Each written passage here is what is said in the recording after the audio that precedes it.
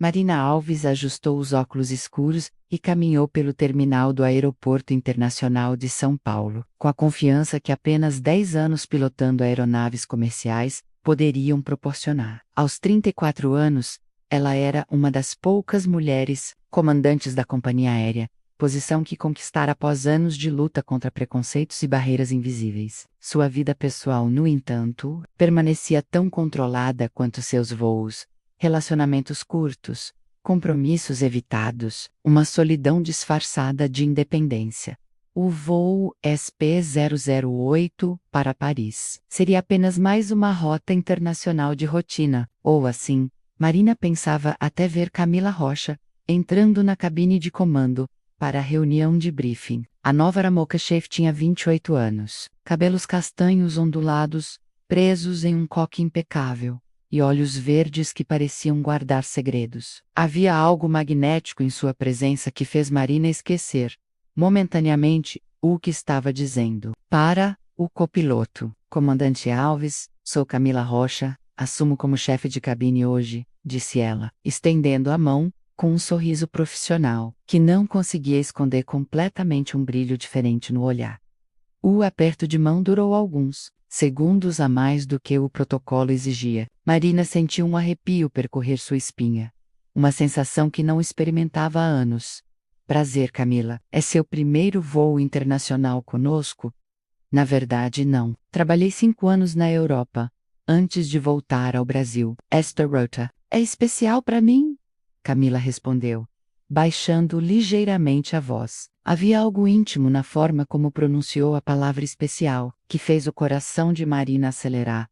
Durante o briefing de segurança, Marina perspicei, observando Camila mais do que deveria. A forma como ela gesticulava, ao explicar os procedimentos. Do emergência, como mordia levemente o lábio inferior quando concentrada, como seus dedos delicados manuseavam os equipamentos. Cada movimento parecia coreografado para hipnotizar Marina, que lutava para manter o foco profissional. O voo decolou pontualmente às 23h45, nas primeiras 3 horas. Tudo transcorreu normalmente. Marina e o copiloto João alternavam os comandos, enquanto a tripulação de cabine atendia os passageiros que dormiam na penumbra da aeronave. Foi durante a passagem pela costa africana que a situação mudou. Uma turbulência inesperada atingiu o avião, fazendo os cintos de segurança se tensionarem e alguns passageiros despertarem assustados. Marina assumiu imediatamente o controle, suas mãos firmes no manche, enquanto navegava através das correntes de ar instáveis. Era uma situação rotineira para ela, mas quando Camila entrou na cabine para relatar a situação dos passageiros, algo diferente aconteceu. Comandante, temos 2 passageiros enjoados no fundo da aeronave. Mas nada grave, Camila informou, segurando-se na porta da cabine, enquanto outra rajada de turbulência balançava o avião. Foi então que aconteceu. Uma turbulência mais forte fez Camila perder o equilíbrio e se apoiar instintivamente no ombro de Marina. Por alguns segundos elas ficaram próximas demais, próximas o suficiente para Marina sentir o perfume sutil de Camila, uma mistura de jasmim e sândalo que parecia envolvê-la completamente. Cê tá bem? Marina perguntou, virando-se ligeiramente. Seus rostos estavam a poucos centímetros de distância, e pela primeira vez em anos, Marina sentiu save. Estou agora, Camila sussurrou, e havia algo na forma como disse isso que transcendia o contexto da turbulência. Seus olhos se encontraram por alguns segundos eternos. Uma comunicação silenciosa que ambas tentaram ignorar. O resto do voo para Paris passou em uma tensão quase palpável. Marina encontrava desculpas para sair da cabine e verificar a situação dos passageiros, sempre cruzando com Camila nos corredores estreitos da aeronave. Cada encontro casual parecia eletrizado, carregado de uma atração que nenhuma das duas ousava reconhecer abertamente. Quando finalmente pousaram em Charles de Gaulle, às 14h30, horário local, Marina Senchese, exausta, não pelo voo de 9 horas, mas pela luta constante contra seus próprios sentimentos. Durante o procedimento de desembarque, ela e Camila trabalharam em sincronia perfeita, como se voassem juntas há anos. Comandante, Camila a abordou. Quando os passageiros já haviam deixado a aeronave, gostaria de conhecer Paris comigo? Alguns lugares especiais? A pergunta pairou no ar, como uma promessa e uma ameaça ao mesmo tempo. Marina sabia que aceitar significaria cruzar uma linha invisível, mas havia algo irresistível no convite de Camila. Encontro você no lobby do hotel em 2 horas. Marina respondeu antes que sua razão pudesse interferir. 2 horas depois, Marina desceu ao lobby do hotel, próximo ao aeroporto, vestindo uma blusa de seda azul marinho e calça jeans escura, tentando parecer casual enquanto seu coração batia descompassado. Camila a esperava usando um vestido floral que realçava seus olhos verdes, os cabelos soltos pela primeira vez desde que se conheceram. Você está linda, Marina disse sem pensar. E imediatamente corou ao perceber a intimidade não intencional.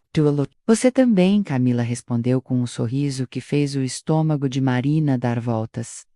Elas caminharam pelas ruas de Paris, enquanto o sol se punha, visitando pequenos cafés e livrarias, conversando sobre viagens, sonhos e histórias. Marina descobriu que Camila era formada em literatura francesa, que havia morado em Lyon durante um relacionamento que terminara mal e que escolhera voltar ao Brasil para recomeçar a vida. E você? Camila perguntou, enquanto se sentavam em um banco próximo ao Sena. Sempre quis ser piloto, desde criança. Meu pai era mecânico de aviões e me levava ao hangar. Eu ficava horas observando aquelas máquinas magníficas, sonhando em voar. Marina contou, observando o reflexo das luzes da cidade na água. Mas nunca foi fácil. Ser mulher nessa profissão significa provar sua competência todos os dias. E na vida pessoal? Alguém especial? A pergunta fez Marina hesitar. Ela nunca falava sobre sua vida pessoal, muito menos sobre sua sexualidade. Mas algo em Camila a fazia querer ser honesta. Complicado. Minha carreira sempre veio em primeiro lugar. E ela pausou, corajando-se para continuar. Digamos que minhas preferências pessoais não são exatamente aceitas em todos os círculos da aviação. Camila sentiu com compreensão. Eu entendo perfeitamente. Também passei por isso. O silêncio que se seguiu foi carregado de significado. Elas se olharam, e Marina viu em Camila um reflexo de suas próprias lutas e medos. Lentamente, Camila estendeu a mão e entrelaçou seus dedos com os de Marina. Marina, ela disse suavemente, desde o momento que entrei na cabine hoje. Senti algo que não esperava sentir novamente. Camila, nós precisamos ser cuidadosas, trabalhar juntas as regras da companhia. Marina começou, mas sua voz falhou quando Camila se aproximou. Eu sei, mas não consigo parar de pensar no que senti quando te vi pela primeira vez. O primeiro beijo aconteceu ali, sob as luzes de Paris, terno e hesitante no início. Depois mais intenso, conforme a paixão reprimida finalmente encontrava expressão. Quando se separaram, ambas sabiam que haviam cruzado uma linha, da qual não havia volta. Os meses seguintes foram uma montanha-russa emocional para Marina e Camila. Elas descobriram que tinham escalas coincidentes em várias rotas internacionais. Uma coincidência que Camila havia cuidadosamente orquestrado através de trocas com outras aeromoças. Cada voo juntas era uma mistura de excitação profissional e tensão pessoal quase insuportável. A relação delas se desenvolveu em fragmentos roubados, conversas sussurradas nos corredores vazios da aeronave, durante voos noturnos, mensagens discretas trocadas durante as escalas, encontros apressados em hotéis de diferentes continentes. Era um romance construído nas entrelinhas, alimentado pela adrenalina do proibido e pela constante ameaça de descoberta, em um voo para Londres. 3 meses após Paris, Marina e Camila viveram seu primeiro momento de real perigo. Durante uma inspeção de rotina na cabine, Marina notou Camila conversando de forma aparentemente casual com Roberto Mendes, o supervisor de voo que havia embarcado como passageiro para avaliação de desempenho da tripulação.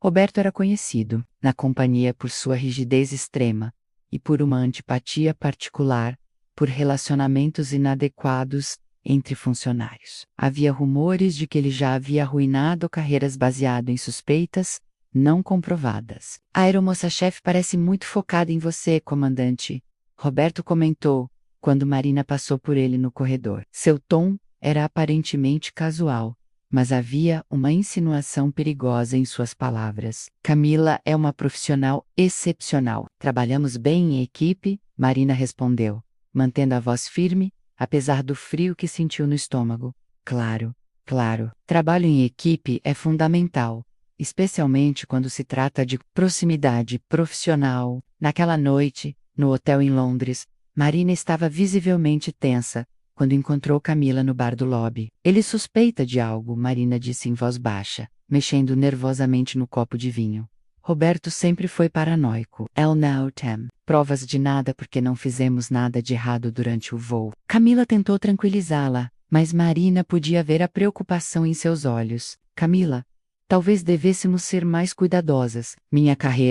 Nossa carreira, Camila. A corrijo, e eu não vou deixar homens como Roberto destruírem o que temos. Foi nessa noite que elas fizeram amor pela primeira vez, no quarto de hotel, com vista para o Tamisa, longe dos olhares julgadores e das regras corporativas. Marina e Camila se entregaram completamente uma à outra. Foi uma noite de descobertas íntimas, de vulnerabilidade compartilhada e de uma conexão que transcendia o físico.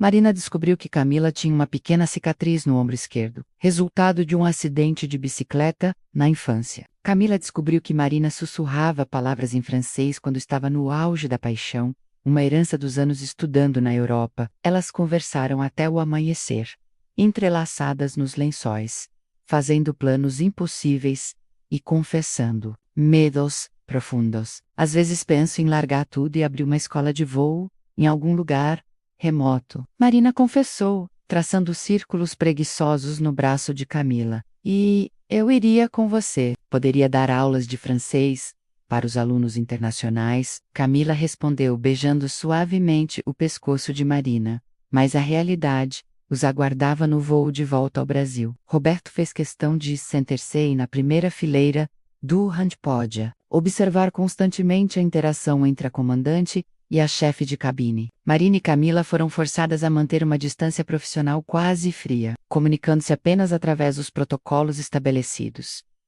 A tensão atingiu o pico quando, durante uma turbulência sobre o Atlântico, Roberto viu Camila segurar, brevemente, o braço de Marina, durante uma reunião de emergência, na cabine. Foi um gesto instintivo, de apoio profissional, mas o olhar que Roberto lançou foi carregado de suspeita confirmada. De volta ao Brasil, Marina recebeu uma convocação formal do Departamento de Recursos Humanos para uma conversa de rotina sobre desenvolvimento profissional. Seu estômago despencou ao ver Roberto sentado ao lado da gerente de Araque, Sandra Oliveira. Marina, alguns comportamentos, digamos, inadequados, foram observados em seus voos recentes. Sandra começou, consultando uma pasta. Há relatos de proximidade excessiva com membros da tripulação de cabine. Que tipo de proximidade? Marina perguntou, mantendo a voz firme apesar do pânico interno. Conversas prolongadas desnecessárias, gestos físicos inapropriados, tempo excessivo fora da cabine de comando. Roberto enumerou com satisfação mal disfarçada. Todos os meus contatos com a tripulação de cabine são estritamente profissionais e relacionados à segurança do voo.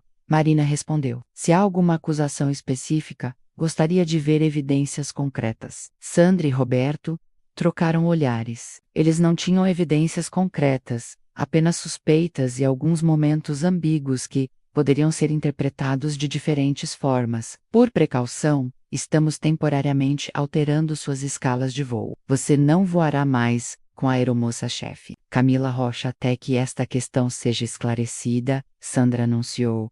O mundo de Marina desabou. Separar-se de Camila não era apenas uma punição profissional, era cortar o único fio que a conectava à felicidade verdadeira que havia encontrado. Naquela noite, Marina e Camila se encontraram em um restaurante discreto na zona sul de São Paulo. Camila havia chorado. Marina podia ver vestígios das lágrimas em seus olhos vermelhos. Eles também me chamaram, Camila disse, em voz baixa. Roberto inventou uma história sobre minha falta de foco profissional em voos recentes. Camila, talvez seja melhor assim. Talvez devêssemos parar antes que arruinem nossas carreiras completamente. Marina disse, mas cada palavra era como uma punhalada em seu próprio coração. Você está desistindo de nós? Camila perguntou, seus olhos se enchendo de lágrimas novamente. Não estou desistindo, estou tentando proteger você.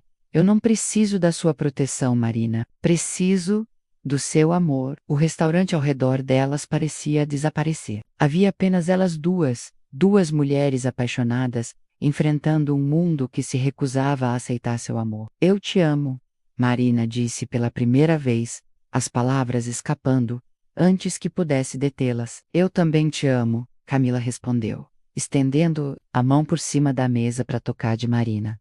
Elas ficaram assim por alguns minutos, mãos entrelaçadas, olhos nos olhos, prometendo silenciosamente que encontrariam um jeito de ficar juntas, apesar de todos os obstáculos.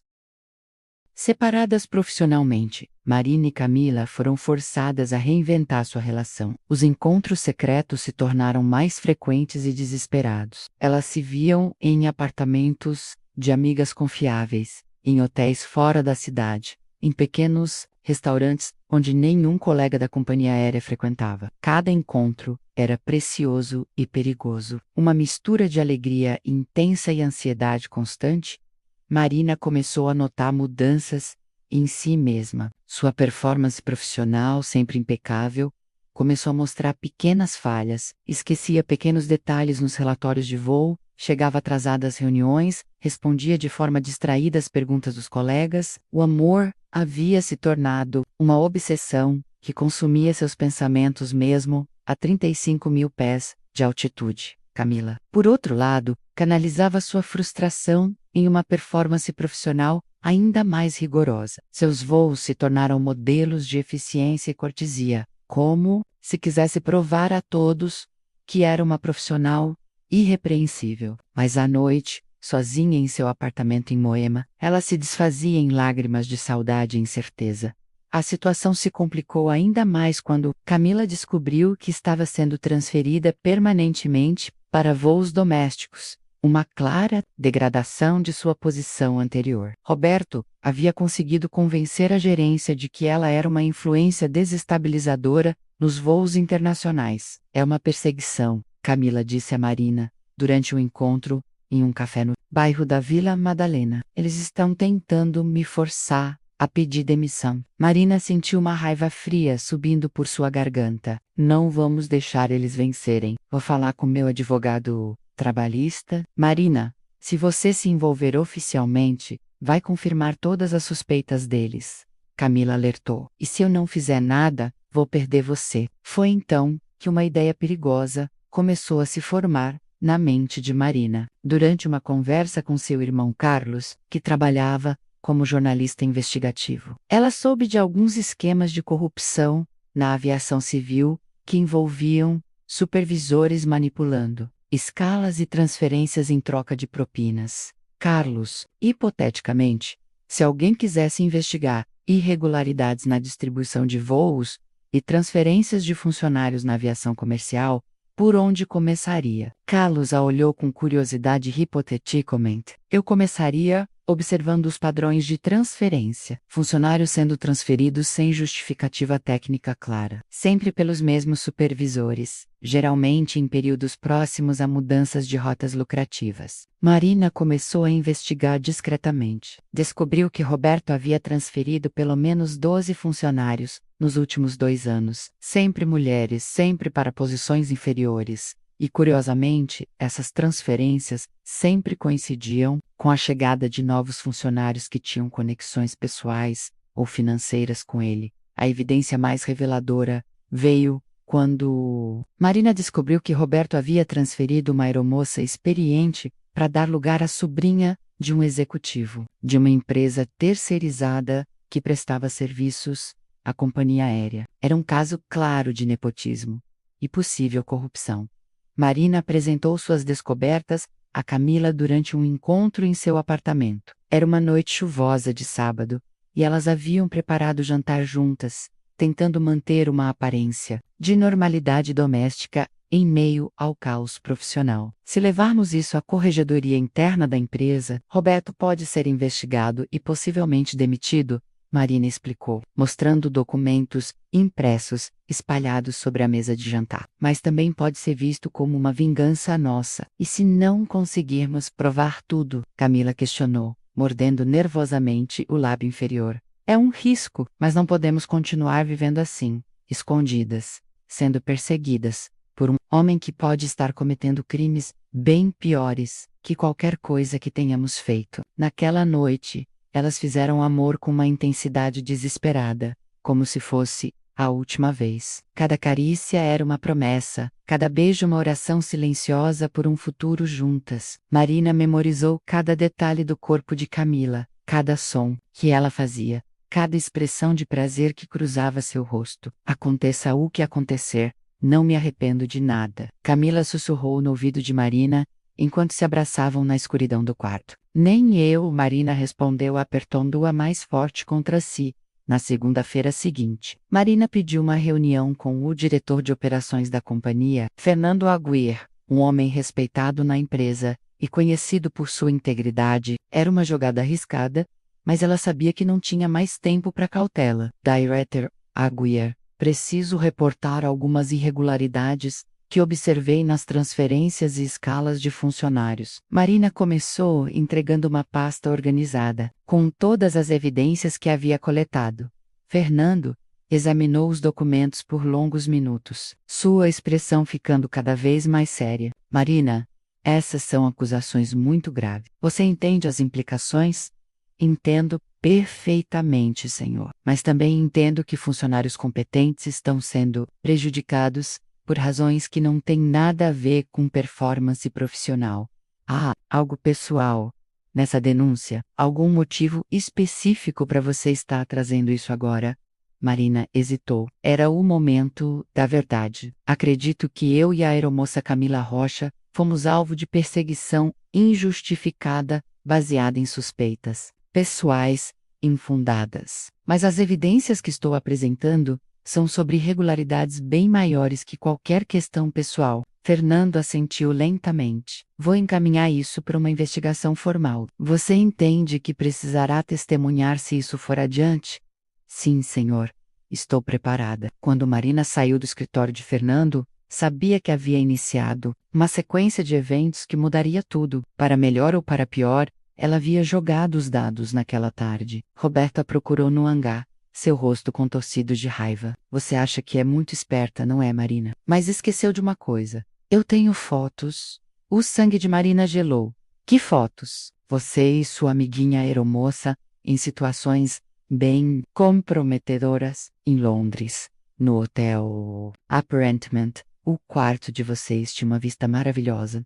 E eu tinha um quarto bem em frente. Marina sentiu o chão desaparecer sob seus pés. Se Roberto realmente tinha fotos íntimas delas, sua carreira estava acabada, independentemente do resultado da investigação sobre corrupção. O que você quer? Ela perguntou, sua voz saindo mais fraca do que pretendia. Simples, você retira essa denúncia ridícula, aceita uma transferência para voos domésticos, e o ex-cueco, que vai, sua amiguinha também vai ficar quietinha, no seu lugar. Todo mundo feliz. E se eu não aceitar? Roberto sorriu com crueldade. As fotos vão parar na mesa do presidente da empresa amanhã de manhã, e cópias vão para alguns blogs especializados.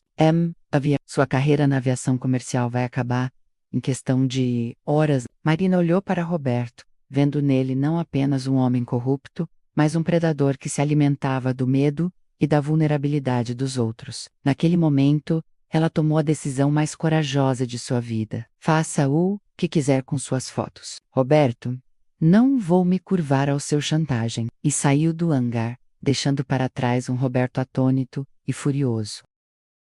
As fotos apareceram na internet na manhã seguinte. Roberto havia cumprido sua ameaça, mas de uma forma ainda mais devastadora do que Marina imaginara. As imagens, tiradas com uma teleobjetiva do quarto de hotel em frente, mostravam Marina e Camila em um momento íntimo na janela, beijando-se com a vista de Londres ao fundo. Embora não fossem explicitamente pornográficas, eram comprometedoras o suficiente para acabar com suas carreiras. O blog Aviação Sem Fronteiras, conhecido por suas fofocas sobre profissionais do setor, publicou as fotos com o título sensacionalista: Amor Proibido nas Alturas, Comandante e Aeromoça, em romance escandaloso. Em questão de horas, as imagens se espalharam pelas redes sociais e grupos de WhatsApp da aviação comercial brasileira. Marina recebeu uma ligação às 6 horas da manhã, de Sandra Oliveira, do Araque Marina. Preciso que venha à empresa, imediatamente. E sugiro que traga um advogado no caminho para a companhia aérea. Marina ligou para Camila. A voz dela soou quebrada, derrotada. Marina, minha mãe me ligou chorando. Os vizinhos viram as fotos. Minha família toda tá sabendo. Camila, vamos superar isso juntas. Não vou deixar eles nos separarem. Como, Marina? Nossa carreira acabou. Minha reputação tá destroçada. Eu não consigo nem sair de casa. Reunião na empresa foi um massacre profissional. Além de Sandra e Roberto, estava presente o advogado da empresa e o diretor-geral de operações. As fotos estavam impressas sobre a mesa, como evidências de um crime. Marina, você violou gravemente o código de conduta da empresa. Sandra começou. Relacionamentos íntimos entre tripulantes. Comportamento inadequado durante viagens de trabalho. Uso indevido de instalações da empresa. As fotos foram obtidas ilegalmente. Marina interrompeu. Roberto invadiu nossa privacidade, nos chantageou. E agora vocês estão usando material obtido criminosamente para nos punir. Isso não muda o fato de que vocês violaram regulamentos claros da empresa. O advogado da empresa rebateu. Foi então que Fernando Aguiar entrou na sala, carregando uma pasta grossa. Desculpem a interrupção, mas há desenvolvimentos importantes. Na investigação sobre irregularidades administrativas, ele se sentou à mesa e abriu a pasta. Roberto, após uma investigação preliminar, descobrimos evidências substanciais de corrupção, nepotismo e chantagem envolvendo suas atividades. Como supervisor, o rosto de Roberto empalideceu. Isso é ridículo. Uma tentativa desesperada de desviar a atenção do comportamento escandaloso dessas duas. Não é ridículo, Fernando continuou calmamente. Temos documentos comprovando transferências irregulares, comunicações por e-mail sobre favores financeiros, e agora, evidências de chantagem e invasão de privacidade. Roberto Mendes, você está demitido por justa causa e responderá criminalmente por suas ações. A sala ficou em silêncio. Marina sentiu uma mistura de alívio e terror. Roberto estava sendo punido,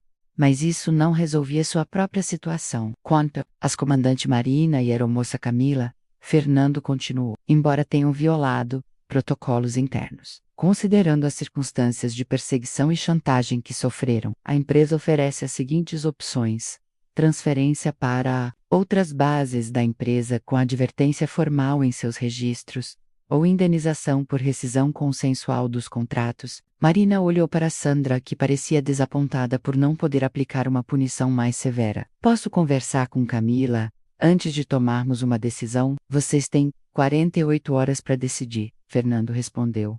Marina encontrou Camila naquela tarde, no apartamento dela. Camila havia chorado tanto que seus olhos estavam inchados e vermelhos. O apartamento estava nas penumbras, cortinas ferradas, como se ela estivesse se escondendo do mundo. Camila, conseguimos. Roberto foi demitido. Provamos que ele estava corrompido. E daí, Marina? Nossas fotos ainda estão na internet. Minha família me repudiou. Minha mãe disse que não quer mais me ver. Como isso é uma vitória? Marina se sentou ao lado de Camila no sofá e tentou abraçá-la, mas Camila se afastou. Marina, não podemos mais ficar juntas. Isso tudo só trouxe destruição para nossas vidas. Camila, não fale assim. Podemos recomeçar em outro lugar, outra empresa. Você não entende. Camila se levantou, caminhando até a janela. Não é só sobre trabalho. Minha família me rejeitou. Meus amigos estão me evitando. Eu me tornei um escândalo ambulante. Então, vamos embora para outro país, outro continente. Podemos voar para uma empresa internacional, começar de novo, onde ninguém nos conhece. Camila se virou para Marina, lágrimas escorrendo pelo rosto. Eu não posso, Marina. Não tenho mais forças para lutar. Cada vez que olho para você, lembro de tudo que perdemos. Você está desistindo de nós? Estou me protegendo da única forma que sei. Marina sentiu seu coração se despedaçar. Depois de lutar tanto contra todos os obstáculos externos, estava perdendo Camila para os obstáculos internos que a própria batalha havia criado. Camila, eu te amo. Isso não significa nada para você, significa tudo. É por isso que preciso. Tadeuxar. Naquela noite, Marina voltou para seu apartamento sozinha pela primeira vez em meses. O silêncio era ensurdecedor. Ela se sentou na poltrona da sala e, pela primeira vez em sua vida adulta, chorou sem controle. Chorou pela carreira perdida, pela família que Camila havia perdido, pelo amor que parecia impossível de manter. No dia seguinte, ela tomou uma decisão. Ligou para Fernando Aguiar e aceitou a indenização por rescisão consensual. Tampam. Ligou para seu irmão, Carlos, que tinha contatos na aviação internacional. Carlos, preciso sair do Brasil. Você conhece alguém que possa me ajudar a conseguir um emprego na Europa? Ou nos Estados Unidos? Marina, o que aconteceu? Você parece desesperada. Minha vida aqui acabou. Preciso recomeçar em outro lugar. Carlos, que havia acompanhado vagamente o escândalo nas redes sociais, entendeu a gravidade da situação. Tenho um amigo que trabalha na Air France. Posso fazer alguns contatos. Enquanto Marina planejava sua fuga do país, Camila tomava uma decisão igualmente drástica. Aceitou a transferência para a base de Manaus, o mais longe possível de São Paulo e das memórias dolorosas. Era um exílio autoimposto, uma forma de desaparecer sem realmente desaparecer. A despedida final aconteceu no aeroporto de Congonhas. Por acaso, Marina estava voltando de uma entrevista com a Air France quando viu Camila no terminal, esperando o voo para Manaus. Elas se olharam à distância por alguns segundos que pareceram eternos. Marina se aproximou lentamente. Camila estava diferente, mais magra, com olheiras profundas, os cabelos presos de forma descuidada. A mulher vibrante e confiante que Marina havia conhecido parecia ter desaparecido. Como você está? Marina perguntou. Sua voz rouca de emoção. Sobrevivendo? Camila respondeu sem olhar diretamente para ela. Consegui um emprego na Air France. Vou me mudar para Paris na próxima semana. Fico feliz por você, Camila disse. Mas seu tom era vazio, automático. Venha comigo, Marina disse impulsivamente.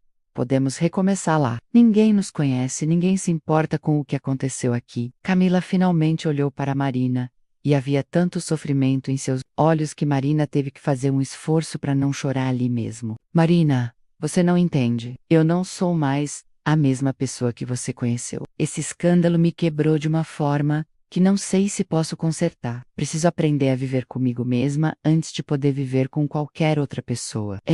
Vamos aprender juntas. Não, Camila disse com firmeza que não admitia discussão. Você merece alguém que possa te amar sem carregar todo esse peso. Eu preciso de tempo para me encontrar novamente. O anúncio do voo para Manaus ecoou pelo terminal. Camila pegou sua bagagem de mão. Camila, espera! Marina segurou seu braço. Suavemente. Isso não é um adeus para sempre. Certo? Camila hesitou, lágrimas se formando em seus olhos. Eu não sei, Marina. Sinceramente, não sei. Ela se inclinou e beijou a bochecha de Marina suavemente, um gesto que era ao mesmo tempo íntimo e final. Seja feliz em Paris. Você merece toda a felicidade do mundo. Marina observou se afastar, desaparecer na multidão de passageiros. Era a segunda vez em sua vida que ela chorava em público, e não se importou com os olhares curiosos dos transeuntes. Paris. 2 anos depois, Marina havia se estabelecido na Air France como uma piloto respeitada, especializada em rotas de longo curso para a América Latina. Seu francês, sempre fluente, havia se aperfeiçoado, e ela havia encontrado uma rotina confortável na Cidade Luz. Morava em um pequeno apartamento em Montmartre, frequentava cafés nas manhãs de folga, e havia até mesmo começado a namorar casualmente.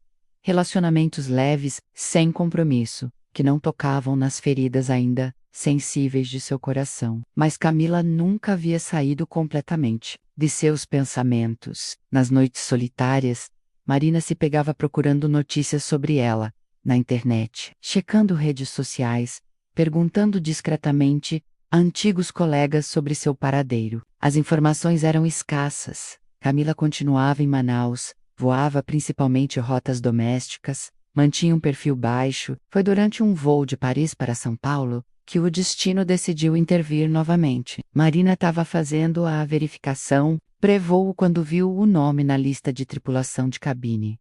Camila Rocha, menos a aeromoça-chefe. Seu coração parou por alguns segundos. Depois de 2 anos, elas iriam trabalhar juntas novamente. Marina esperou nervosamente na sala de briefing. Quando Camila entrou, Marina mal a reconheceu inicialmente. Ela estava diferente, menos ainda bonita, mas havia uma serenidade nova em sua postura, uma confiança madura que não existia antes. Seus cabelos estavam mais curtos, em um corte moderno que realçava seus olhos verdes, e havia uma calma em seu rosto que sugeria que ela havia encontrado algum tipo de paz interior. Marina, Camila disse simplesmente quando a viu, um pequeno sorriso tocando seus lábios. Camila, Marina respondeu, tentando manter a voz profissional, apesar da tempestade de emoções em seu peito. O briefing transcorreu normalmente, mas Marina podia sentir a tensão no ar. Os outros membros da tripulação, To-Do's Francis Q, não conheciam a história entre elas. Notaram apenas que a comandante brasileira e a nova Aramoca-chefe pareciam se conhecer de outros voos. Durante o voo de 10 horas para São Paulo, Marina e Camila mantiveram interações estritamente profissionais. Mas havia uma nova dinâmica entre elas, não mais a tensão sexual desesperada de antes, mas algo mais maduro, uma compreensão mútua carregada de história compartilhada. Foi apenas durante a escala de 24 horas em São Paulo que elas finalmente conversaram sobre o passado. Encontraram-se no lobby do hotel próximo ao aeroporto, o mesmo onde haviam se hospedado tantas vezes no passado. Você está bem, Camila disse, e não era uma pergunta. Paris lhe fez bem, e você também está diferente. Mas, serena, Marina observou. Manaus me ensinou algumas coisas sobre mim mesma, Camila explicou. Passei muito tempo sozinha, pensando, tentando entender quem eu sou, além dos rótulos e expectativas dos outros. Elas caminharam pelas ruas de São Paulo, conversando sobre os 2 anos que passaram separadas. Camila contou sobre a terapia que havia feito, sobre como havia gradualmente se reconciliado com sua família, sobre a paz que havia encontrado na simplicidade da vida em Manaus. Marina falou sobre Paris, sobre os desafios de se adaptar a uma nova cultura profissional, sobre os relacionamentos superficiais que havia tentado e que sempre deixavam um vazio. Você me perdoou? Marina perguntou, quando pararam em um banco, na Praça da Sé. Por quê? Você não fez nada de errado, Camila respondeu. Se algo, foi você quem me salvou, me forçou a ser corajosa, a lutar pelo que acreditava. O fato de eu não ter conseguido lidar com as consequências na época, não foi culpa sua, mas nosso relacionamento destruiu sua vida. Camila balançou a cabeça. Nossa relação me mostrou quem eu realmente sou. O que aconteceu depois foi a sociedade tentando nos punir por amarmos. A culpa nunca foi nossa. Elas ficaram em silêncio por alguns minutos, observando o movimento da cidade ao redor. Finalmente, Camila falou novamente. Marina, estes 2 anos me ensinaram que o amor não é só sobre paixão, é sobre timing, maturidade, estar pronto para enfrentar o mundo junto com alguém. Quando nos conhecemos, eu não estava pronta. Você era corajosa, eu era assombrada por medos. E agora? Camila se virou para olhar diretamente nos olhos de Marina. Agora, eu sei quem sou. Sei o que quero. E se você me permitir, gostaria de descobrir se ainda há algo entre nós. Algo construído, em bases mais sólidas. Desta vez, Marina sentiu seu coração acelerar. Mas havia uma diferença desta vez. Não era paixão desesperada e proibida de antes, mas algo mais profundo, mais sustentável. Camila, eu nunca parei de te amar, mas você tem razão, somos pessoas diferentes agora. Talvez devêssemos conhecer essas novas versões de nós mesmas. Gostaria de jantar comigo amanhã, como 2 pessoas normais, sem segredos, sem medo, de quem possa nos ver. Marina sorriu pela primeira vez em 2 anos, com uma alegria genuína. Adoraria. O jantar aconteceu em um restaurante em Pinheiros, um lugar movimentado, onde casais de todas as configurações jantavam sem atrair olhares curiosos. Marina e Camila conversaram por horas, descobrindo quem haviam se tornado nos anos de separação. Marina havia aprendido a valorizar sua independência, a construir uma vida que não dependia completamente de relacionamentos para definir sua identidade. Camila havia descoberto uma força interior que não sabia possuir, uma capacidade de enfrentar adversidades e emergir mais forte. Quer saber de uma coisa engraçada? Camila disse durante a sobremesa. Roberto me procurou alguns meses atrás. Como assim? Ele estava tentando conseguir um emprego em uma empresa de aviação executiva em Manaus. Aparentemente, nenhuma companhia séria o contrata mais depois do escândalo. Ele queria que eu desse uma referência positiva sobre ele. E você deu? Camila riu. Um som que Marina havia sentido falta mais do que imaginava. Eu disse a ele exatamente o que penso sobre homens que se alimentam do medo dos outros. Acho que ele não conseguiu o emprego. Quando a noite terminou, Marina acompanhou Camila até o hotel. Não havia pressa, não havia desespero. Apenas duas mulheres que haviam amado intensamente e sofrido profundamente. E agora estavam explorando a possibilidade de amar de novo, de forma mais madura. Marina, Camila disse antes de entrar no hotel. Desta vez, vamos com calma. Vamos nos conhecer novamente, construir algo sólido, sem pressa, sem pressão. Desta vez, vamos fazer do nosso jeito. Marina concordou. Elas se beijaram suavemente. Um beijo que era ao mesmo tempo familiar e novo, carregado de memórias, mas também de promessas futuras. 6 meses depois, Camila aceitou uma transferência para a base da Air France em São Paulo, voando rotas internacionais novamente. Ela e Marina compraram um apartamento juntas em Paris, no bairro do Marais, conhecido por sua comunidade LGBTQ, mais vibrante e acolhedora. No primeiro aniversário de seu reencontro, elas fizeram uma viagem de volta a Londres, hospedando-se no mesmo hotel, onde tudo havia começado anos antes. Mas, desta vez, não havia medo, não havia vergonha. Elas jantaram em restaurantes de renome, visitaram museus, caminharam de mãos dadas pelas ruas de Londres, como um casal normal. Na última noite da viagem, Marina fez um pedido que havia planejado. Por Mrs. No quarto do hotel, com vista para o Tâmisa, ela se ajoelhou diante de Camila, com um anel simples, mas elegante. Camila, você me ensinou que o amor verdadeiro não é sobre desafiar o mundo juntas, mas sobre construir um mundo onde nosso amor pode florescer. Quer construir esse mundo comigo para o resto de nossas vidas? Camila corou lágrimas de alegria, desta vez menos, e disse sim. Elas se casaram em uma cerimônia íntima em Paris, com alguns amigos próximos, e surpreendentemente, a família de Camila, que havia gradualmente aceito e abraçado sua filha e sua escolha de vida. A mãe de Camila, que havia inicialmente rejeitado a filha, foi quem entregou-a no altar, sussurrando no ouvido dela: perdão pela demora, minha filha, você merece toda a felicidade do mundo. 5 anos depois do escândalo, que quase destruiu suas vidas, Marina e Camila haviam construído, não apenas um relacionamento sólido, mas uma vida plena. Marina havia se tornado instrutora de voo na escola da Air France,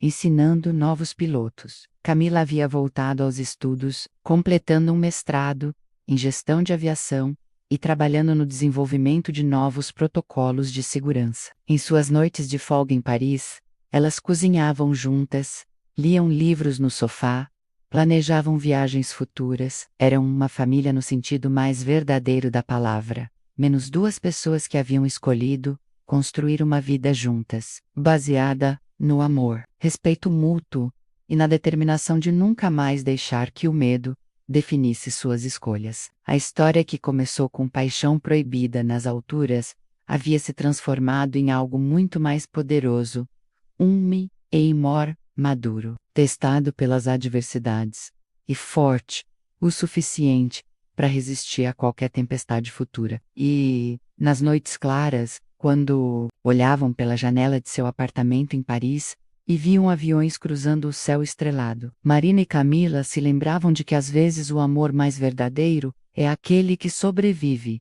à queda livre e aprende a voar novamente. Mais alto e mais forte do que antes.